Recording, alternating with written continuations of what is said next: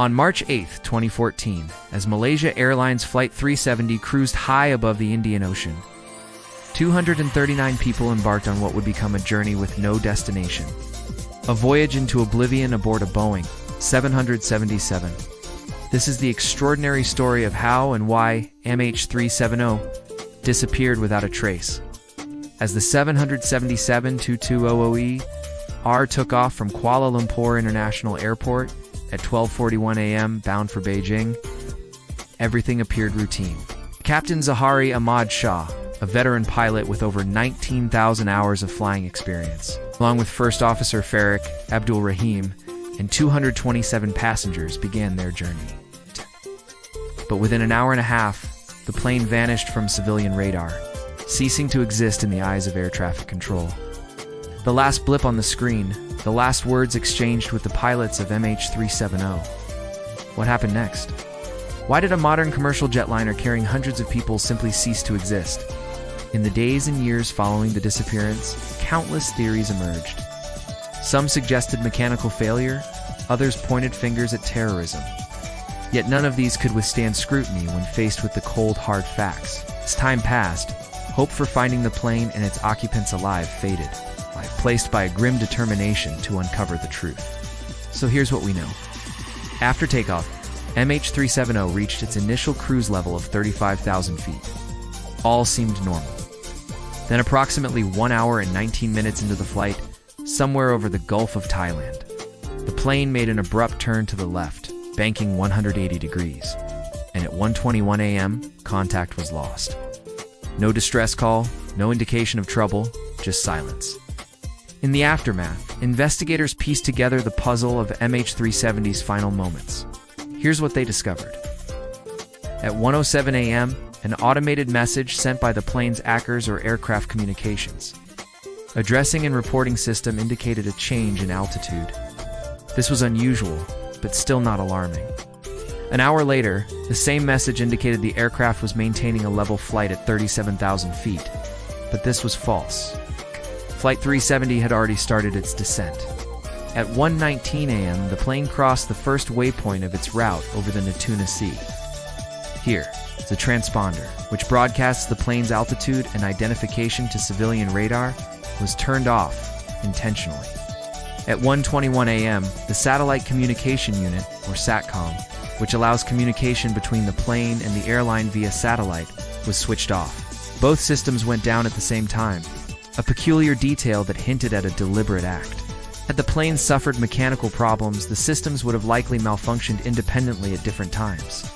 But that wasn't all. SATCOM was supposed to activate again once the plane entered Malaysian airspace. It never did. Instead, the SATCOM remained silent as MH370 continued on a southerly course away from its planned route. At 1:30 a.m., the plane turned again, this time to the right, and maintained a constant speed of 440 knots. The direction had changed, and the plane was now flying far off its intended course.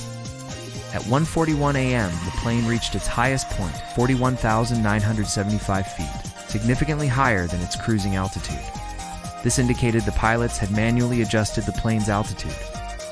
But there was no record of such a command in the plane's data. A minute later, at 1:42 a.m., the plane began descending. It continued losing altitude until it reached its lowest point, 29,500 feet, at 2:15 a.m. Throughout this period, the plane maintained a speed of 380 knots. Then the final turn. At 2:22 a.m., the plane turned to the right and started climbing. This turn was crucial. It placed the plane on a trajectory that ensured it would not appear on any military radar systems. The plane now flying a pre-planned route to evade detection. And here's the most important detail. Between 1:21 a.m. when contact was lost and 2:22 a.m. when the plane made its final turn, MH370 did not appear on any military radar, despite traversing parts of countries like Thailand, Indonesia, and India, all with active radar systems. How can a large plane fly over densely populated regions without being detected? The answer lies in careful planning. The plane had been programmed to stay below most military radar horizons and avoid detection.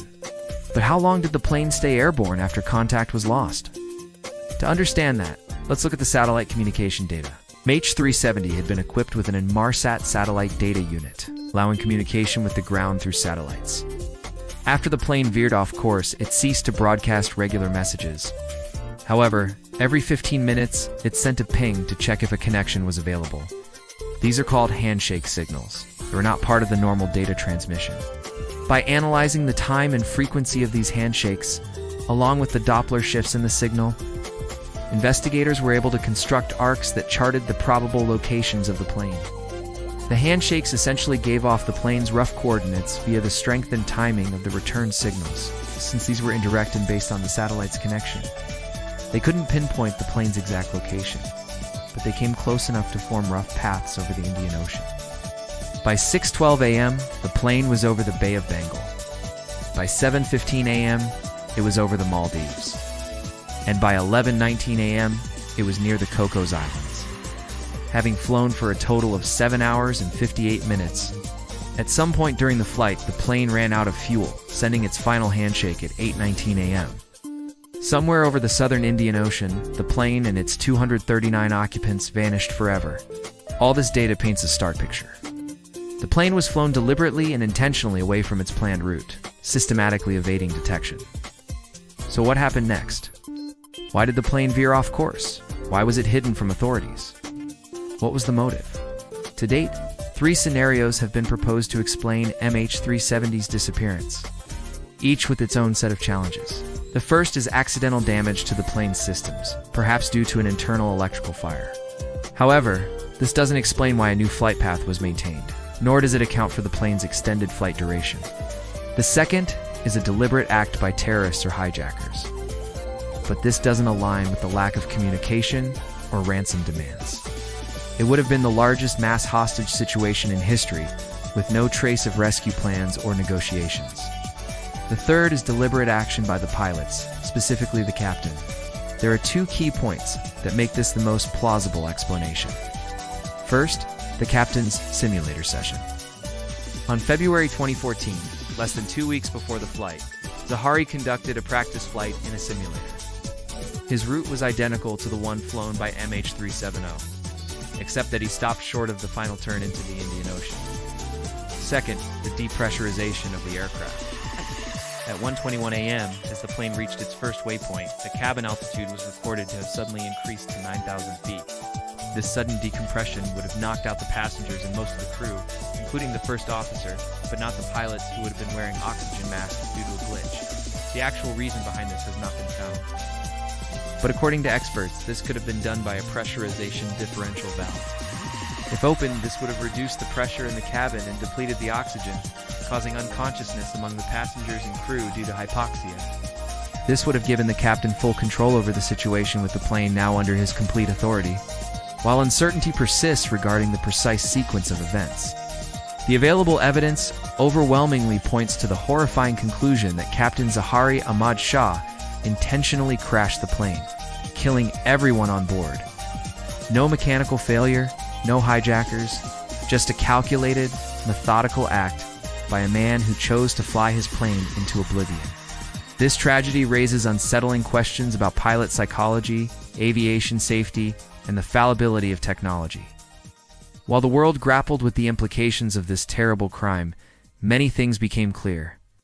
Global aviation tightened security protocols, searching thousands of flights and airports worldwide, yet no trace of MH370 was found.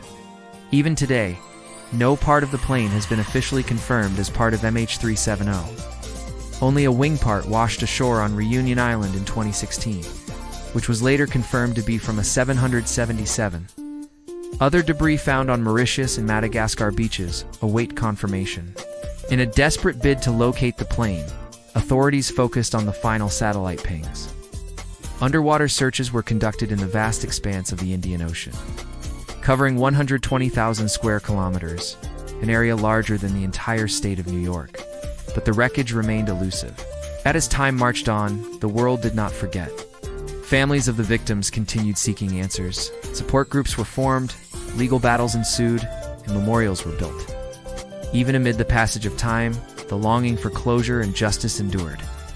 The disappearance of Malaysia Airlines Flight 370 is a haunting reminder of the fragility of life. the complexity of human behavior and the limits of our technology. The tragedy transcends borders, cultures, and professions, reminding us of the profound impact one event can have on countless lives. The story is one of sorrow, resilience, determination, and the enduring quest for understanding in the face of the inexplicable.